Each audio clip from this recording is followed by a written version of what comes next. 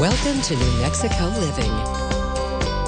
Just ahead, pioneering change. We are sitting down with celebrity historian Raffi Andonian, finding out about Nina Otero-Warren and how she helped pave the way for women in New Mexico to vote. Celebrity historian Raffi Andonian is producer and host of Cleo the Muse, streaming on Apple TV, Roku, and Amazon Fire. He is also an author of 3 best-selling history books and professor of a nationwide class online funded by the National Endowment for the Humanities. We are joined by Raffi Andonian himself this morning to talk with us about one woman in particular who was a pioneer for change for women right here in the land of enchantment. I am so excited to get to chat with you this morning. Good morning, Raffi. Thank you for being here. Good morning. What a wonderful time to be here. This is a very cool topic to talk about today because I feel like it's one that a lot of New Mexicans maybe don't know a lot about, and it's about Nina Otero-Warren. Tell us about her and her importance here in New Mexico. Nina is very important because when she was in her 30s, well, of course she's from here, but in her 30s in New Mexico, she led the effort for the women's suffrage movement, for women's right to vote, right? Yeah. So what that means is that she was, of course, leading the effort toward the 19th Amendment eventually. The 19th Amendment was to the U.S. Constitution that eventually gave women the right to vote nationwide by 1920. And she was here working on it in the years prior, in the 1910s, so a little more than 100 years ago.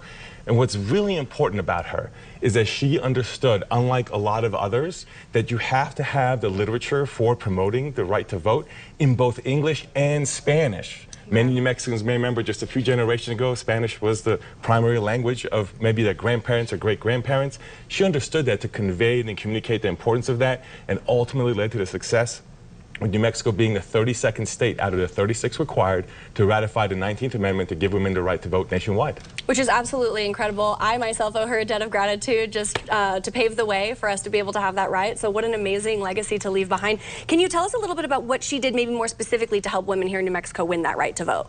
She did. So what she did was, she was connected politically. She was connected to the political families because she had taken off. She came from a political family, so she had kind of taken off to St. Louis to do some college education, but then came back. She's originally from Los Lunas, and what happened was that her family originally, you know, if you go back a few generations before her, was pretty poor, but with the California gold rush, they had sheep drives that they did. They came into some money, got politically connected, and then when she came back from St. Louis to New Mexico after going to college there, she actually was connected to the politics personally because her cousin was a governor of New Mexico, and her stepfather became a judicial clerk. So she moved to Santa Fe from Los Lunas, where she was from. Yes.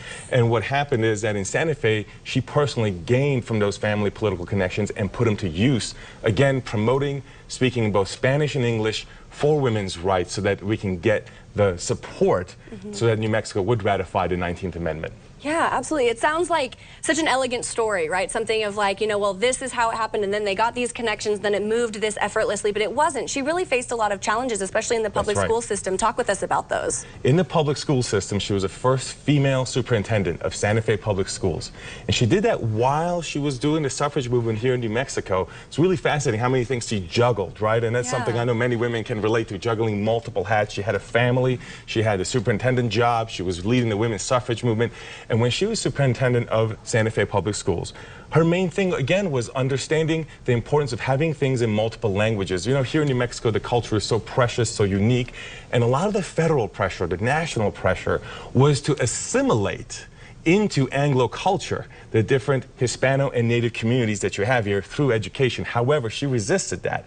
What she did was, as she understood when she was leading the women's right to vote, same thing in the school system, she understood the value of the culture, the customs, the languages that exist in these communities. And so she was very much promoting that in the schools, as well as with the languages that were communicated, to promote that in the Santa Fe Public Schools. Absolutely. Now, is that maybe why she chose to hyphenate her name as a recognition of like the culture and everything like that? She chose to hyphenate her name in part. She didn't want to lose her last name Otero. Sure. She married a Warren. However, she was very young when she did that, before she kind of became famous, and she got divorced young as well. Now, at the time, and she got divorced maybe in the 1890s or so, early 1900s, and what happened is that, of course, it was a stigma, right? You're looking down upon divorce.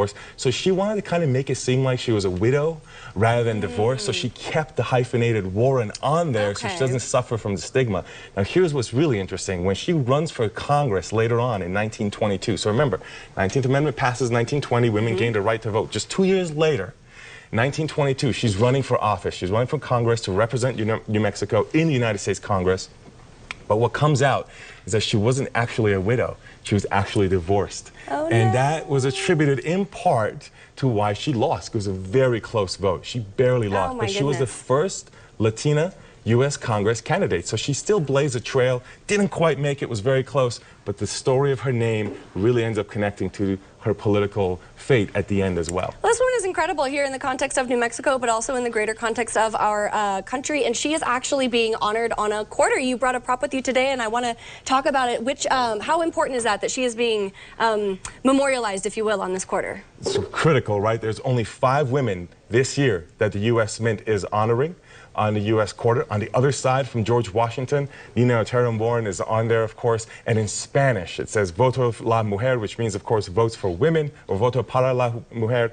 And what's really important is, remember, currency, money in our pockets is where nations honor their heroes. And that's why it's so valuable, because it's right in your pocket. You see it all the time, and it's literally putting value on it by putting it on money. Yeah, that's absolutely incredible. I wish I could sit here and talk with you all day. Unfortunately, we do have to wrap. Raffi, where can we go to learn more about Nina and more about you? Sure. About me, you can learn celebrityhistorian.com. If you want to learn about Nina, there are many places you can go, but my favorite is the National Women's History Museum, which is womenshistory.org. All right. Thank you so much for being here. Thank you for all of this. I feel like I just took a crash course, and I'm very intrigued to learn more. Thank you so much for your time. We really appreciate it. Thank you. Absolutely.